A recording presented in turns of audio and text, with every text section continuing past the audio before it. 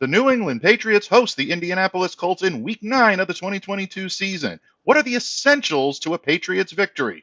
We're going to discuss that today and more. Settle in. You're about to be locked in to the Locked On Patriots podcast. You are Locked On Patriots, your daily New England Patriots podcast. Part of the Locked On Podcast Network, your team every day.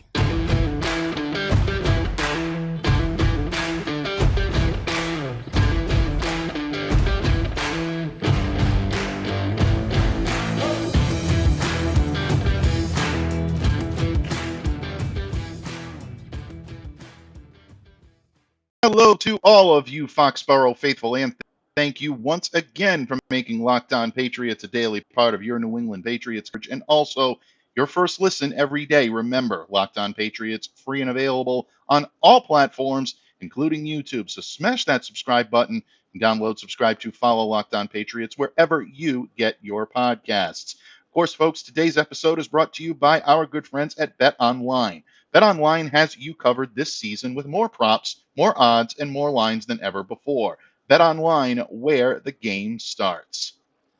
Pats fans, Week 9 is upon us, and the Indianapolis Colts are ready to travel to Foxboro, Massachusetts for a showdown with the New England Patriots this Sunday, November 6th, 1 p.m. kickoff, Gillette Stadium, Massachusetts, Foxboro. My friend, it's going to be a fun game. Looks like it's going to be a nice weather game as well for the New England Patriots, but you and I both know it's not about the weather. It's about the matchups and about the action on the field. And today I am very honored and very privileged to be joined by one of the best in the business of breaking down all of that action. He is a columnist extraordinaire for PatsFans.com and a co-host of not one but two amazing Patriots podcasts, Patriots 4th and 2, and of course, One Patriots Place. He is my Patriots paisan. The great Steve Balestrieri joins me here today. Steve, thank you so much for joining me. Welcome back to Locked On Patriots. Oh, thanks for having me, as always, Mike. And sorry I was a little late today. No worries. You know what, my friend? It's all about showing up and doing your job. And that's really, I think, a very patriotic mantra of what this game is going to be. Several players are starting to make their way back into the lineup for both teams, but a few of them will be out. And Steve, let's start with the news of the day. Absences on the field will be abound for both teams. Obviously, the Colts hitting the wire first. Frank Reich, the coach of the Indianapolis Colts, announcing that star running back Jonathan Taylor will be out for this game. Not really a surprise. Jonathan has not practiced all week long. Really kind of giving the reins now of the Colts running game to Deion Jackson.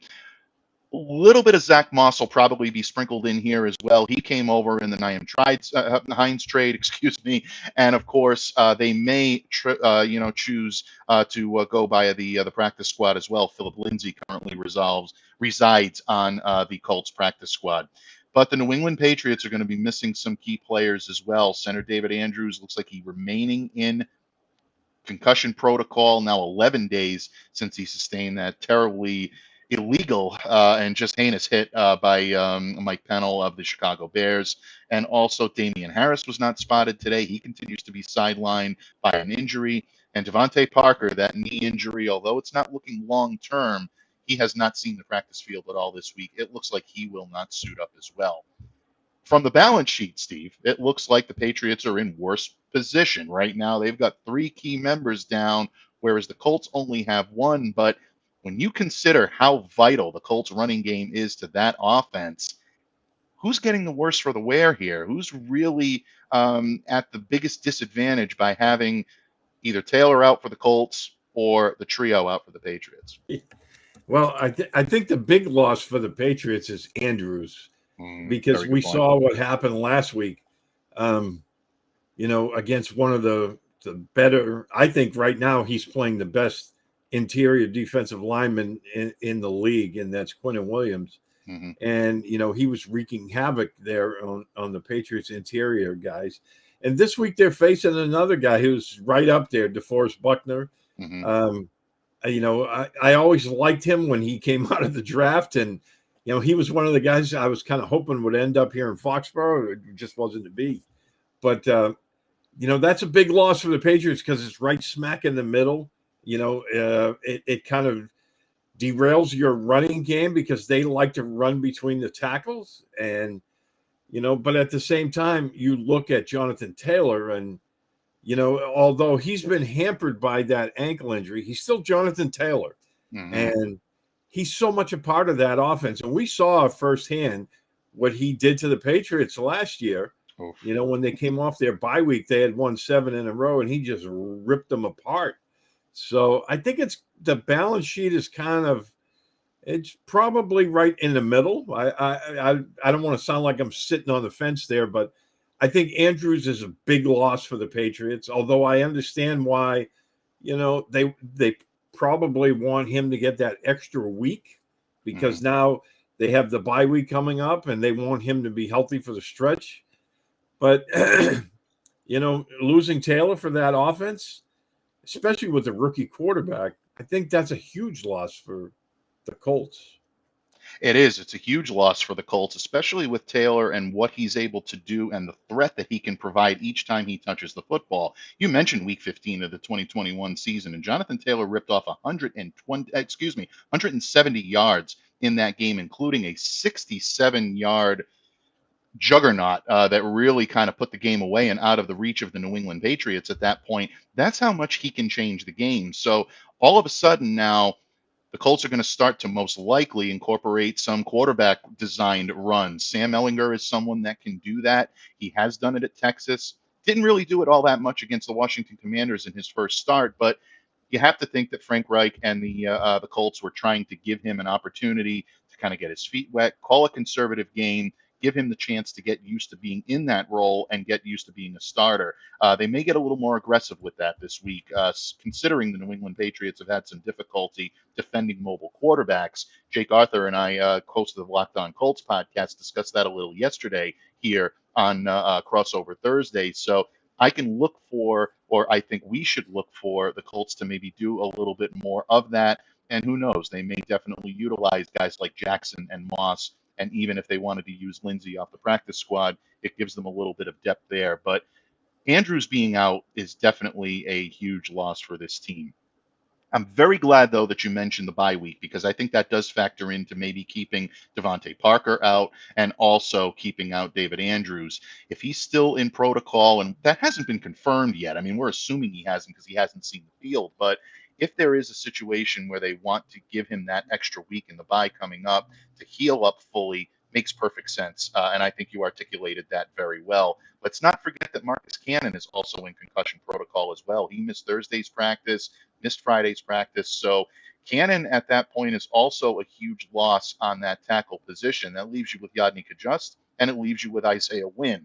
Kajust has been a very good swing option, hasn't had all that much in terms of starting.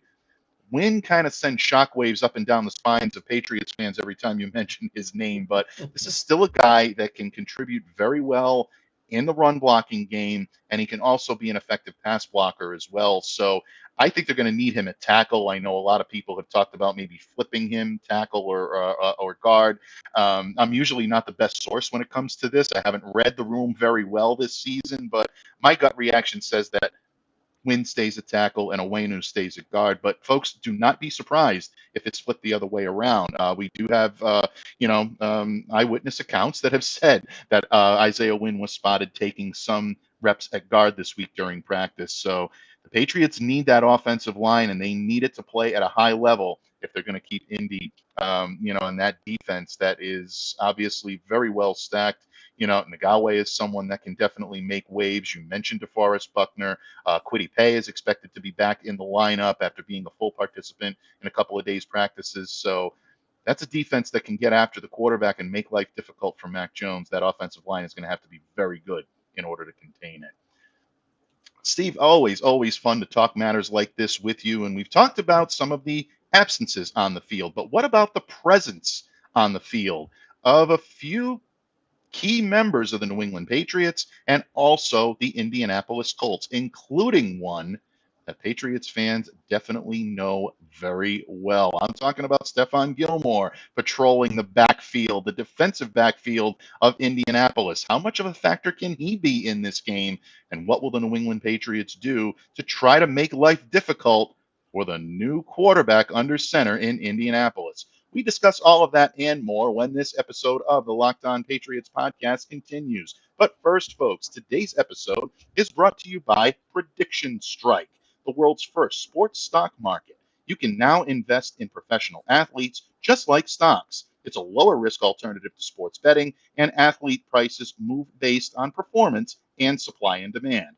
Their 2.5% trade fees are the lowest in real money sports. And you can invest in all four sports, not just the NFL, but also UFC, NBA, and Major League Baseball.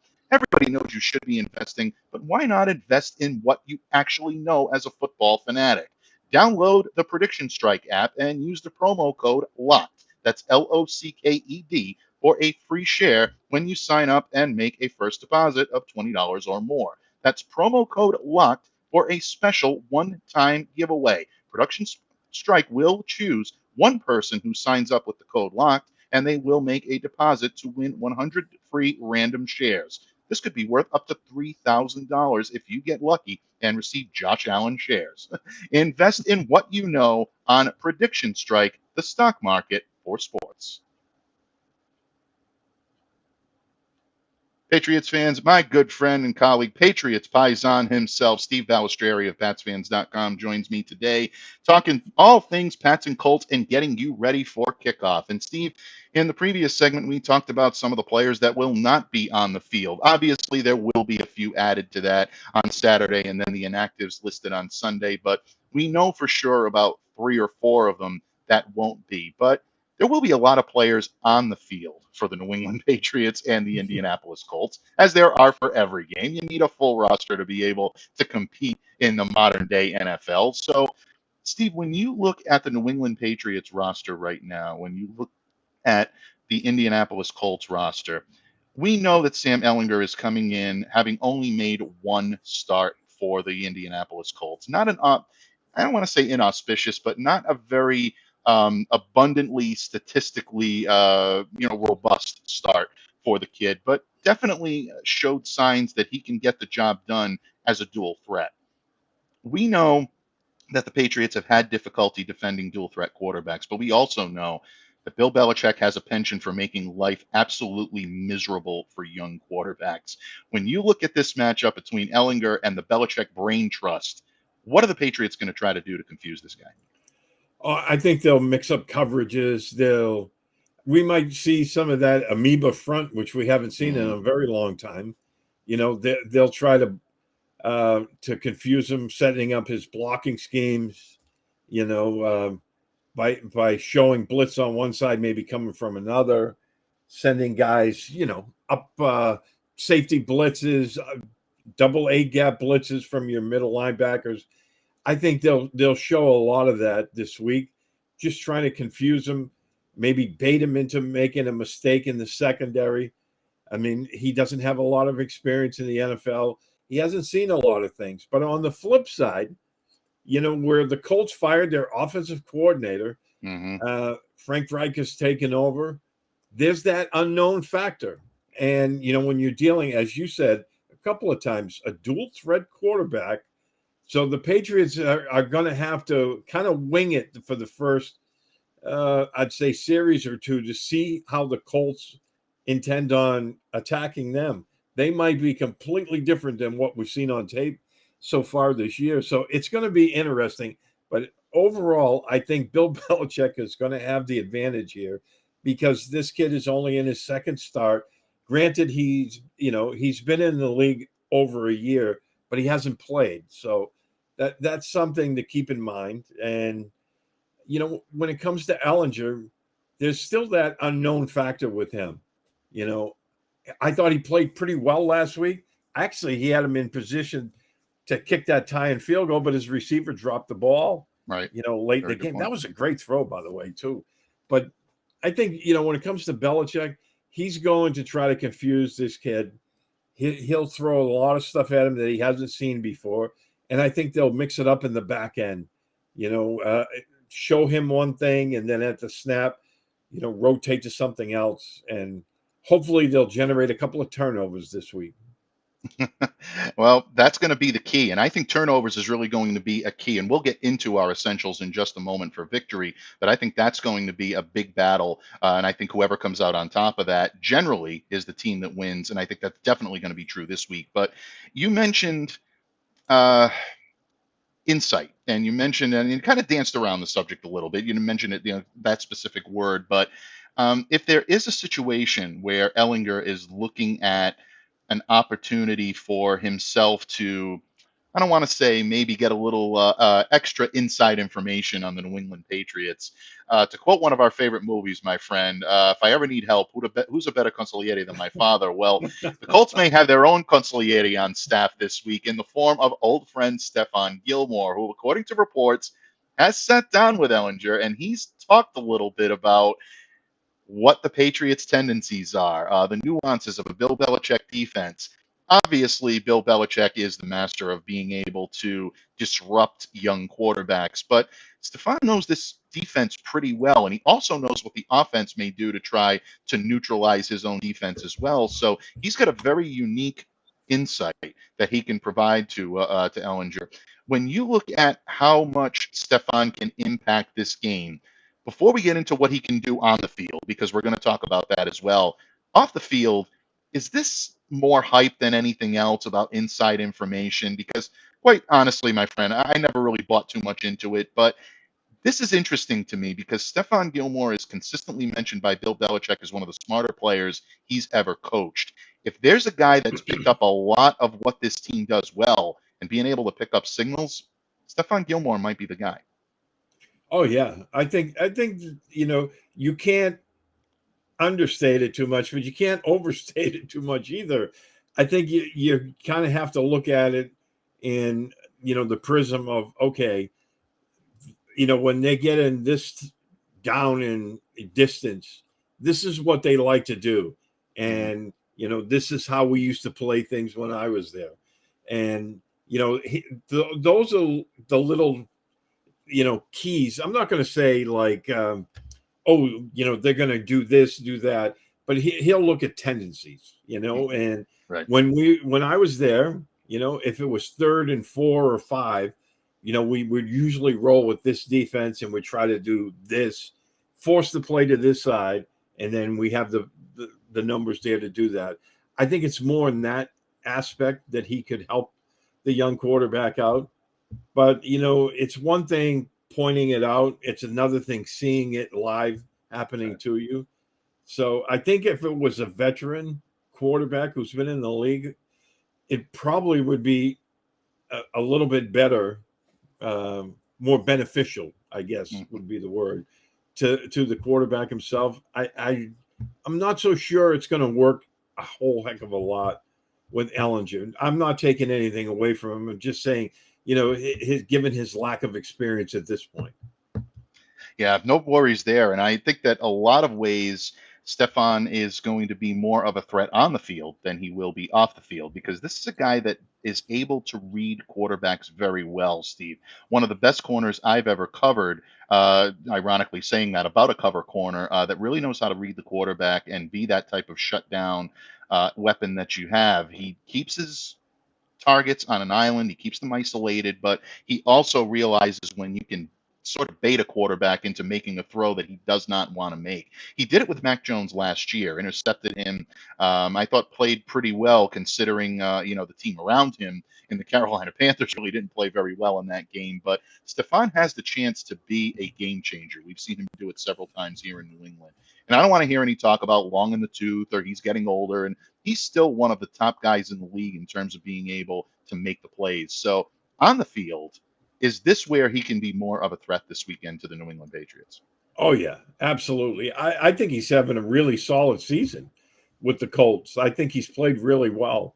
In fact, the other corner for them, Kenny Moore, I remember him back, I want to say it was either 2016 or 17, where he had a tremendous training camp in preseason, and we thought he was going to make the team, and he got cut.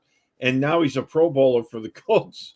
So those are two guys that are really good. Yeah. I think, they have to be careful with the football this week. And, they have to pick their shots because they have a couple of really good corners. I have always liked Gilmore. He's that steady, very soft-spoken guy. Most of the corners in today's game, they're kind of like beating their chest, and it's me kind of guys. I'm sure Gilmore has that in him, but he doesn't portray that outwardly. He's known as very quiet, and he's, as Bill Belichick said, he's very smart. And they have to be aware of where he is on the field, I think. Absolutely, without any question. And I'm glad that you mentioned soft spoken because it gives me a chance to share one of my favorite anecdotes from the week from our good friend Karen Garigian of the Boston Herald, who said that the first few times that you had a chance to interview Stephon Gilmore, and we covered Stephon's first season together in New England, and I remember being in media scrums, whether it be in the locker room or whether it be around, some of the practices that we had. Your cell phone needed to be up volume. The volume needed to be up all the way in order to catch a lot of what he said. If you didn't have an external microphone, you were really at a disadvantage in And we all did interviewing this. Stephon. Absolutely, We right. all had to lean forward. Absolutely, and the air speaker is right up to your ear at the end of the. So he definitely was, but his speaking on the field was definitely volumes above the speaking that he did in front of the media, and he always conducted himself with a lot of class, a lot of poise, and always a lot of reverence.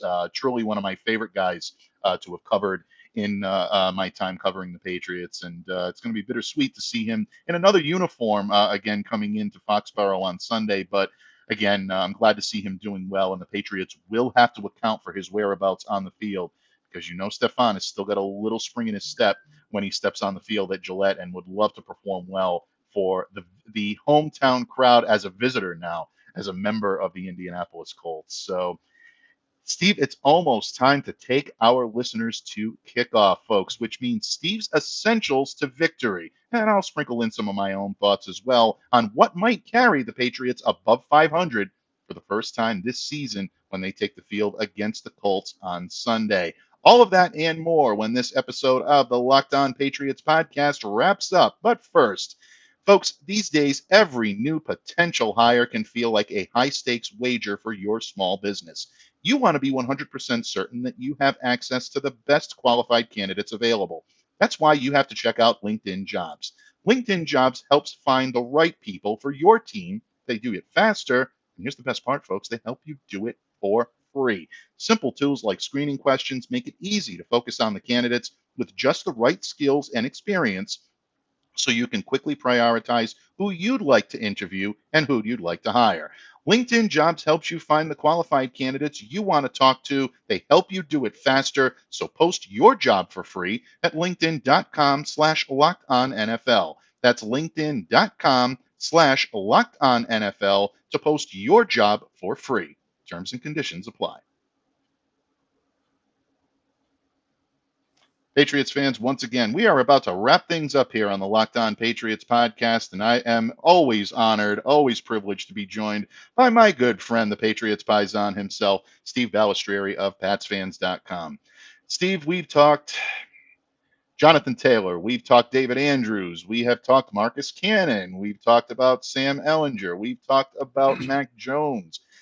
We've even talked about Stephon Gilmore a little bit, but ultimately, this game needs to be decided by the two teams that are playing on the field. And as of right now, the New England Patriots are a little over 5-point favorites based on what you've seen from the latest lines. Our good friends at betonline.net have their odds maker, Dave Mason, giving you the latest on how the line has shifted over the course of the week and why. Take a look at this, folks. This is the latest line from our good friends over at BetOnline.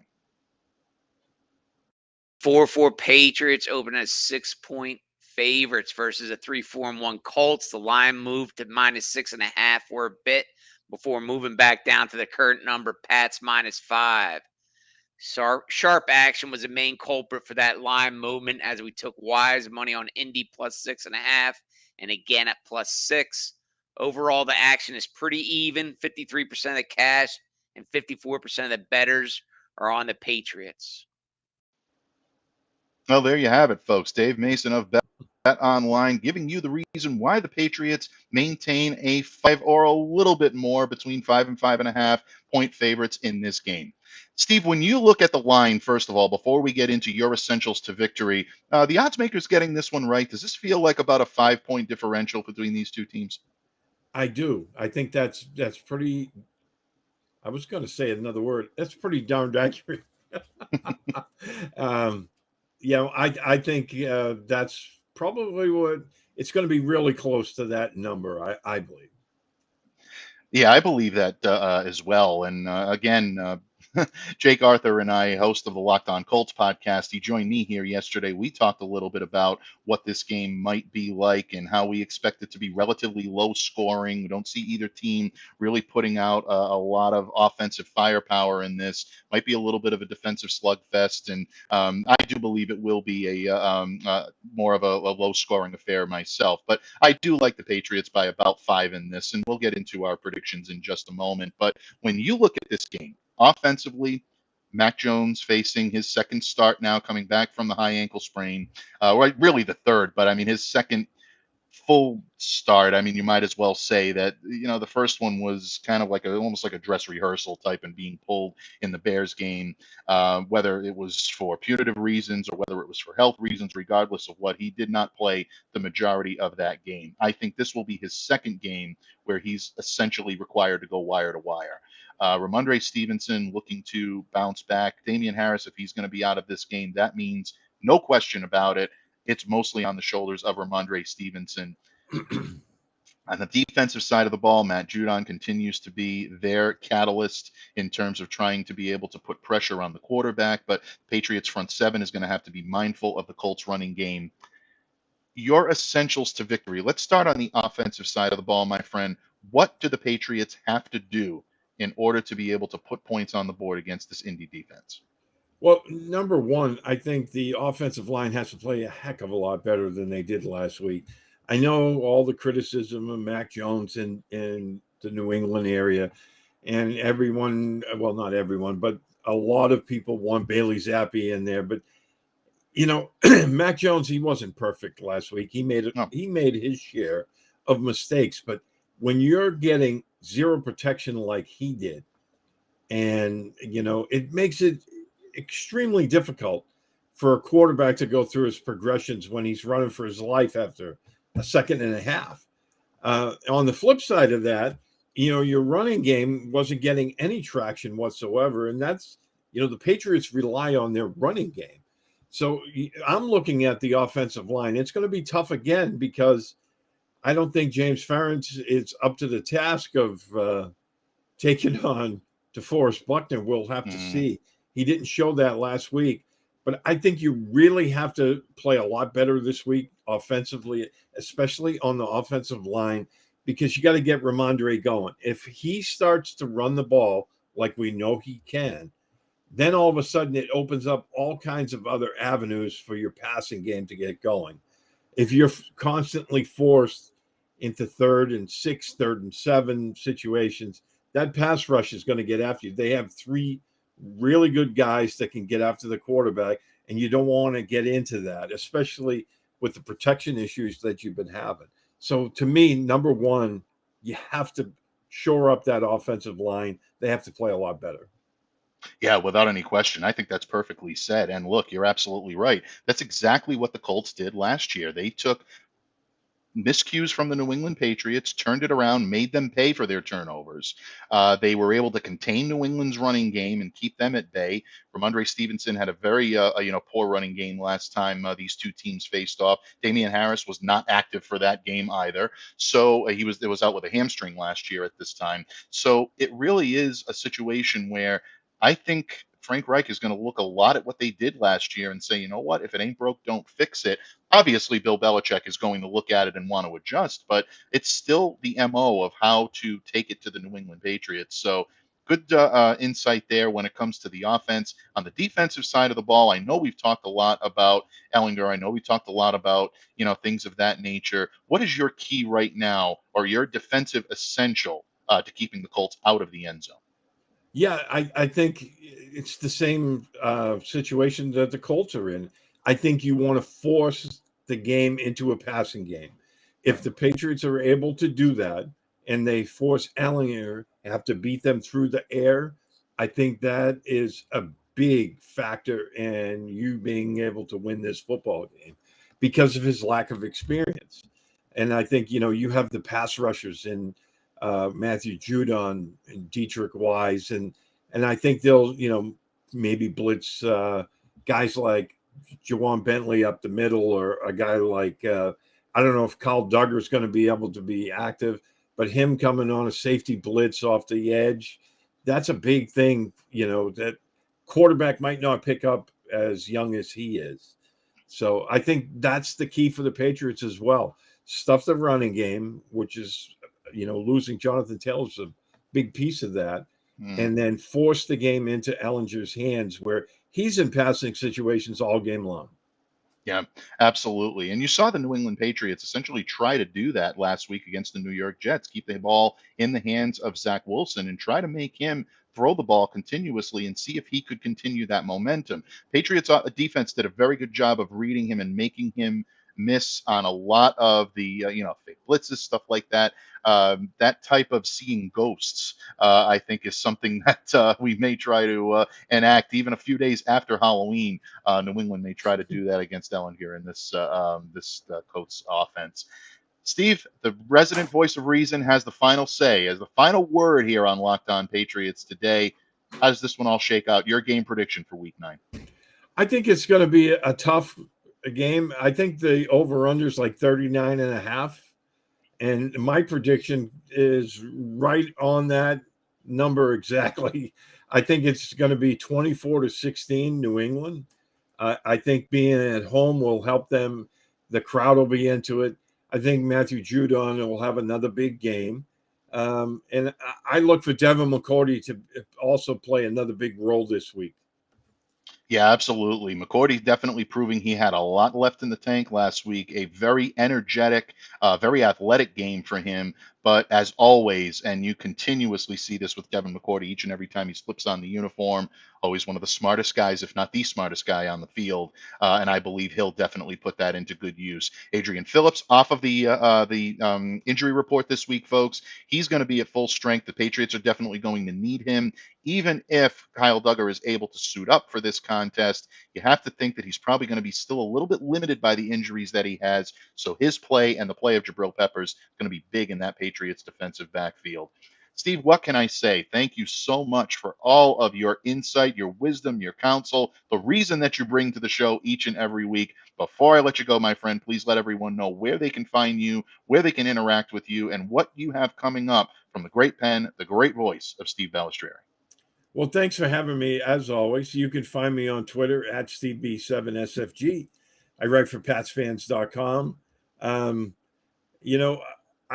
going to be looking at the Colts game this week and try to piece things together. And I'm curious to see the game plan, how Bill Belichick tries to look at the offense this week. I think pretty much we know defensively what they're going to try to do, but how they're going to counteract what happened last week from happening again this week offensively. I haven't heard much about Cody Russi. I know he's back practicing, right? So I wonder if we'll see any bit of him in this game if Ferentz starts to struggle again. Yeah, you have to wonder whether or not that could end up happening. I think there is a possibility that we do see Russi, especially knowing now that Cannon is going to be on the shelf as well. That's a big void for the New England Patriots, and they need all the help on the offensive line that they can get. This kid can do the job. Obviously, Chasen Hines on IR. He's not going to be an option. So you have to really go to the well and really take advantage of the guys that have been here. And Russi's been here since training camp. So I think he will definitely, get the nod if the Patriots feel they need a little bit more juice on that offensive line, especially at the center position, because, give credit where credit is due to Ferentz. He definitely stepped into a tough situation, but he was struggling last week, and the Patriots can't have that for 2 weeks in a row. The Colts will take advantage of it. Folks, it is always my honor, my privilege to have Steve Balestrieri join me here each and every week on the Locked On Patriots podcast. it is always my honor and my privilege that you take time out of your busy schedule to make Locked On Patriots a daily part of your New England Patriots coverage and also your first listen every day. So now that you've made Locked On Patriots your first listen, please go ahead and make your next listen the Locked On Sports Today podcasts. The biggest stories of the day, plus instant reactions, big game recaps, and of course, we cannot forget the take of the day. Available on the Odyssey app, YouTube, and wherever you get your podcasts. On behalf of my Patriots Paisan, Steve Balestrieri, I'm Mike Debate. Stay safe, folks. Stay well. Be the change you wish to see in the world. Have a great day, have a great weekend, and enjoy the game on Sunday.